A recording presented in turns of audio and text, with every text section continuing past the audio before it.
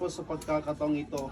O nga po, at pinili mo ang mga kabataang ito na pumarito sa lugar na ito upang maglakbay patungos po sa iyong kabutihan, sa banal na pamumuhay, at gayon din na upang mas papalalim pa ang kanilang samahan. At naway Panginoong Diyos, patubayan mo po sila, naway pagdating ng araw, 10 years from now, ay magiging successful po sila sa kanilang buhay, ngayon at magpakailanman. Amen. So bibigyan ko kayo ng tag-iisa, punuin ninyo ito ng mga pangarap nyo, o dasal muna.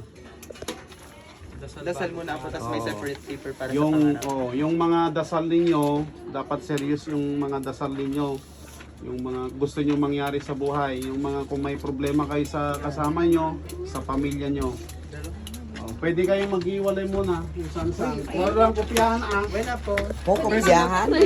Kopya? Kopyahan yan. Apoy, pwede magdasal sa harap sa likod. Oy, mamaya dasal muna. Connect muna kasi yung reconnection, we focus on ourselves. O, akin na lang ng cellphone, bigay nyo. Mga cellphone. Ay, wala daw magsa-cellphone.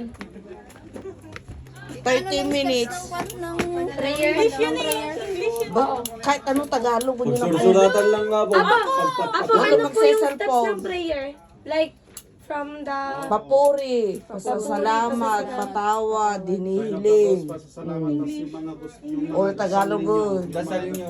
O, Gusto ba kayong baguhin? Yung gusto nyo mangyari na cellphone, walang magsa-cellphone. bago matapos itong taong Papuri, 2026. pasasalamat. O, lagay nyo lahat dyan. Yung mga cellphone nyo ah. Ano?